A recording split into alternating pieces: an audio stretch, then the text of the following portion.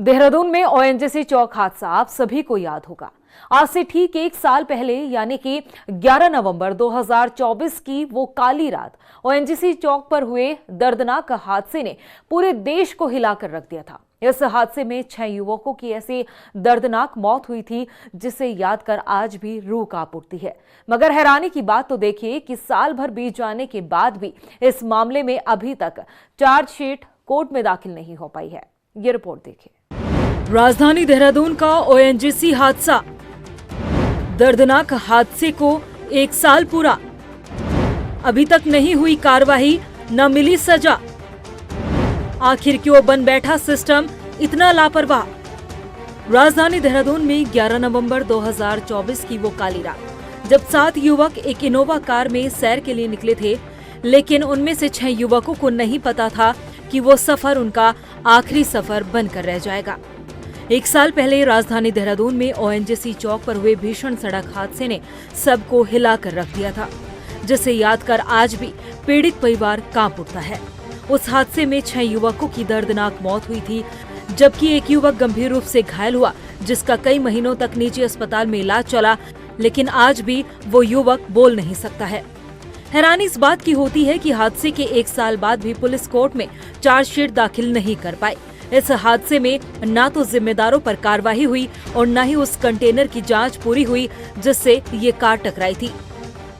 हाँ, देखिए, जो दुखद इंसिडेंट हुआ था लास्ट ईयर में, उसमें काफ़ी सारे बच्चे जो हमारे थे इसमें डेथ भी हुई थी। और इस इंसिडेंट के बाद से जो है काफ़ी सारे हमने रेस्ट्रिक्शंस भी लगाए और बहुत ओवर स्पीडिंग पर हो चाहे लेकर ड्रंकन ड्राइविंग पर हो, इस तरह के बहुत सारे रेस्ट्रिक्शंस के साथ जो है इन्फोर्समेंट की कार्रवाई भी काफ़ी बढ़ाई गई है, जिस पर इन सभी तरह की घटनाओं पर अंकुश लग पाया है। साथ ही साथ जो केस लिखा गया था उसमें कुछ टेक्निकल उसमें कमियां थी, जो इन्वेस्टिगेशन के बाद जब आयोग द्वारा भेजी गई थी उसकी पूर्ति करने के लिए भी निर्देश जारी किए गए और शीघ्र ही न्यायालय में चार्जशीट भी दाखिल कर दी जाएगी, क्योंकि उसमें जो ट्रक का जो ओनर था उसकी भी लापरवाही इसमें परिलक्षित हुई थी, क्योंकि इनके द्वारा भी जो गाड़ी जो इतनी आउटडेटेड थी उसका जो मेंटेनेंस और फिटनेस नहीं थी, इसकी लापरवाही को देखते हुए उसके खिलाफ भी चार्जशीट इसमें भेजने के लिए निर्देश जारी किए गए।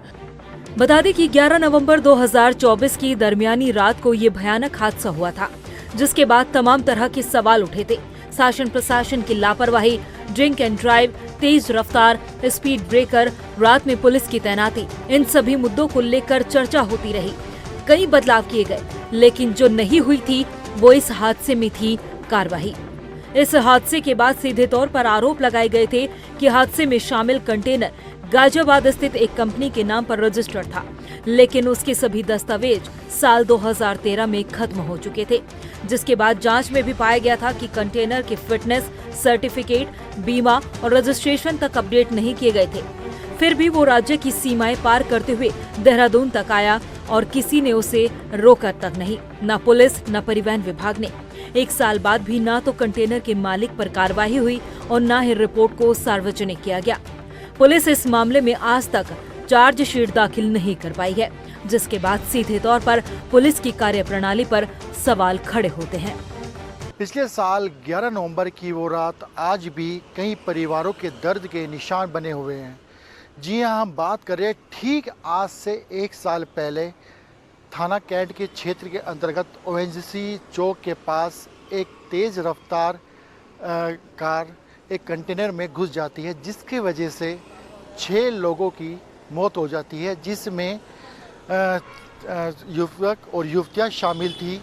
और जो वो एक साल पहले जो घटना हुई थी और जिस कंटेनर से जिसमें जो गाड़ी टकराई थी, वो जो कंटेनर है वो आज भी सर्किट हाउस जो चौकी है वहाँ पे खड़ा है। और आप तस्वीरों में साफ तौर पर देख सकते हैं कि किस तरह से जो कंटेनर है, कंटेनर में आज भी अगर हम एक साल की बात करें तो वो एक साल में हम अब तस्वीरों में दिखाना चाहेंगे जब वो हादसा हुआ था 11 नवंबर की रात, जिसमें 6 जिंदगियां लील हो गई थी।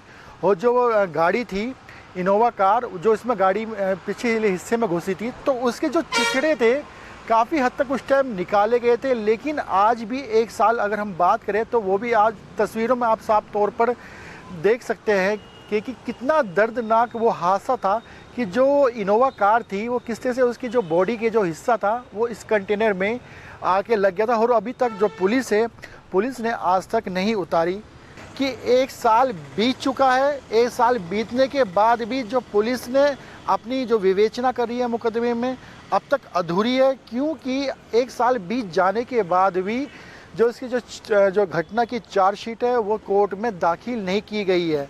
कैमरा पर्सन निशांत के साथ हिमांशु चौहान, रफ्तार मीडिया, देहरादून।